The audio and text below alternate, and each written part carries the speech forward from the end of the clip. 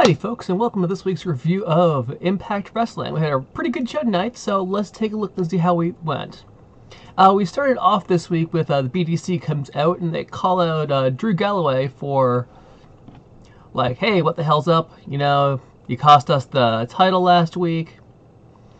Kenny King gets on his case a whole bunch. Drew Galloway shows up. He's here to hashtag stand up for wrestling. Kind of weird, but basically I think they're bringing him in as like the voice of the wrestling fan. So like he's like, hey, you know what, people don't want to see what you're doing, like the title should be decided by the fans, I think is what he said, which is kind of weird, but it's like, okay. He's like, I want to fight you, Kenny King, but I don't want to fight your entire crew, so like send them away and then we'll fight. Kenny King basically agrees, sends off the BDC, and we get our first match, which is Drew Galloway versus Kenny King. Good back and forth match. Almost immediately the BDC tries to interfere, but the ref sends him off, saying, hey, nope, you guys can't be here. After a whole bunch of back and forth on that, Drew gets the win with the Future Shock DDT, the same double underhook DDT that he used in the WWE. And at that point, he immediately bails to the crowd because the rest of the BDC shows up. And gotta say, Loki's great this week. He's got this, I don't know, his animation and all of his emotions are cranked up to like a scale of 1 to 10, so we're on a 15 this week. He was crazy.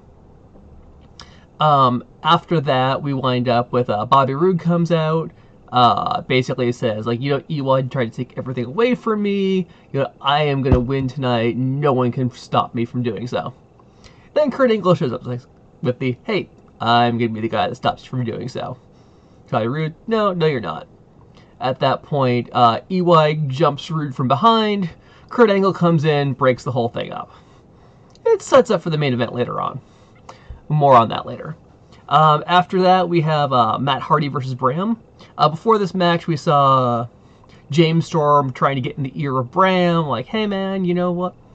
You hurt this Hardy, I hurt the other Hardy. Yeah, we don't feel any remorse. We're evil guys. Like, do this thing for me, and we'll make sure you always have a place with us. So I think it was sort of a recruiting speech, but it was pretty cool to see. Bram would sort of fit in with the whole sort of psychotic thing they're doing with Revolution, but that would put them at like, what, 7 guys at that point? And they don't have any opposition, so I don't know. Be interesting to see if they follow up on that. But the match was pretty good. It was a lot of sort of back and forth. At the end, Bram sort of grabs the ref, uses him as a shield, hits a low blow on Hardy, and then wins with a DDT. Post-match, he basically goes under the ring, grabs the turnbuckle hooks, and goes to basically beat Matt Hardy's skull in with that. When Magnus shows up, hooray, Magnus is back, and he basically says he had 2 choices. He could either sit at home and mope and basically let my kids see me walk away from my dreams, or he could come back and fight. So he's back to fight. So we'll be seeing that very soon. I don't think we'll get that next week. I think they'll let that build a bit more. But it'll be interesting to see Magnus versus Bram finally sort of come to fruition. After that, we have Rockstar Spud shows up. And he's wearing more Union Jacks than should legally be allowed to be worn. His suit's been crazy in the past. This was cranked up to 11. He calls out EC3 at this point. EC3 comes out, basically says, you know what, I need to end this. This is no longer, like, he's done. It's like, I want me and you one-on-one match. And Ethan's like, you know what, people like you don't get matches with people like me. But Spud keeps going on, like, hey, you know what, you're undefeated, sort of like stroking the ego a bit. And finally, Ethan's like, you know what, I'll give you the match if when I beat you, I finally get to shave your head. Spud's like, you know what, if we're going to do this, let's do it all the way. And if I win, I get to shave your head. Hair versus hair match, hooray! But no Tyrus, no anybody else. So I think it'd be pretty good to see at this point. Like, this has been like the build of Spud forever. He started off as EC3's basically assistant. So to see him basically finally break out of that mold, break out of the shadow, and this is finally that confrontation, which has been, what, 6, 8 months in the making at this point, maybe a year, probably a year, because he came in with a British boot camp crowd last year, and they just brought in Mandrews. So yeah, probably about a year then building up to this. After that, we had Awesome Kong versus Terrell.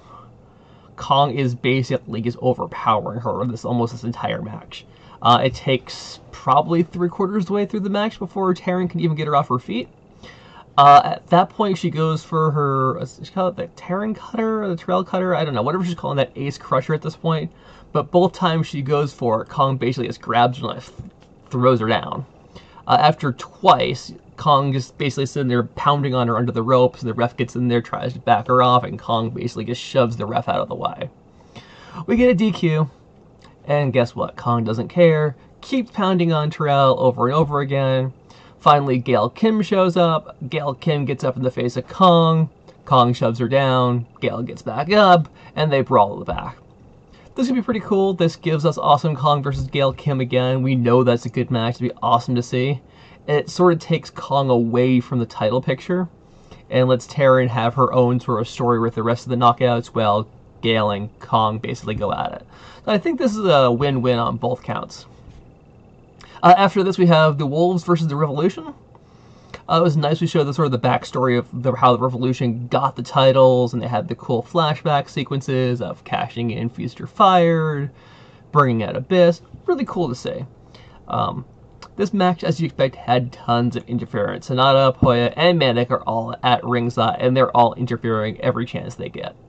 At one point, the Wolves get everyone outside the ring, and I think they hit like 5 suicide dives in a row. They basically knocked, I think it was Sonata and Poya out one side, and Storm and Abyss out on the other, and they just took turns diving each, like, they get in the ring, bounce off the ropes, go dive on one guys, get back in the ring, bounce off the close ropes, and dive on the other side. And they just went back and forth. It must have been 5 or 6 in a row they hit.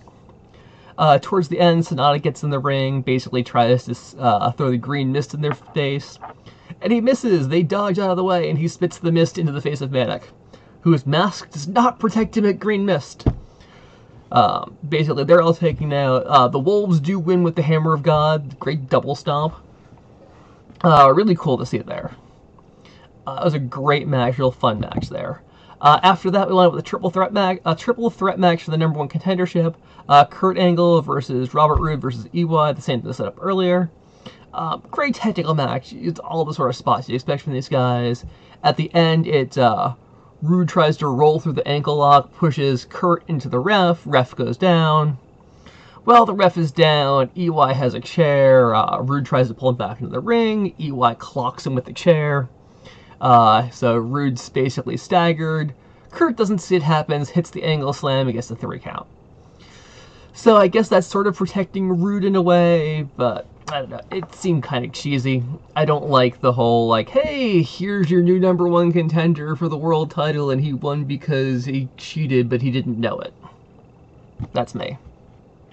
Also, this match was very anticlimactic because all of the ads they ran all show for next week on Impact Wrestling, Kurt Angle versus Bobby Lashley for the title. So, they need to stop doing that. Please, please, please, for the love of God, stop giving away the results of your matches in your preview for next week. Stop doing that, please. Next week we have a couple cool matches. We have Kurt Angle versus Lashley, which should be good to see. Always interesting as a title match. We have EC3 versus Spud, hair versus hair. I guess the last few things, I've been trying to go through and figure out, like, what it is that, like, there's a few things that don't sit well with me about Impact lately. And one of them, I think, is the lighting. Like, WWE, Lucha Underground, NXT, they all have sort of this great diffuse lighting. So the ring's lit really well. And I think it makes the superstars pop out a little bit more. Impact has sort of this, like, omnidirectional, just like these floodlights that are straight down on the ring. So you get some pretty harsh glare and some harsh shadows as well. So I don't know if that's a stylistic choice or it's just the way their lighting rigs are set up. But I don't think they used to be like that before they got on Destination America. So I like the old lighting better. Other strange thing is whenever they've come back from a commercial break, they have that hashtag on the upper left-hand side of the screen. That hashtag has been sort of like whatever that segment's going to be about. But we're getting those hashtags now even before those segments start. So, like, it starts off with the BDC in the ring. It has hashtag stand up in the corner. It's like, okay, what does that mean? WWE does really well with, like, hey guys, they keep, like, their hashtag Raw in the corner, and, like, their commentators, hey, by the way, if you're going to tweet about this match, use this hashtag, and their hashtag changes. That's cool. Having it up there from the start, really weird, doesn't sit very well with me. That's it for me this week. That's my review. Hopefully you enjoyed it. If you'd enjoy it, please subscribe to this channel. You can subscribe to this channel by clicking on this wonderful picture of my cat Tribble. Yes, she got a bath today, and that's her dopey face, as my wife would say, of her sitting on the edge of the tub. So, once again, please like this video, comment with any questions, and you can click here to subscribe to the channel. Thank you very much, and we'll see you next week.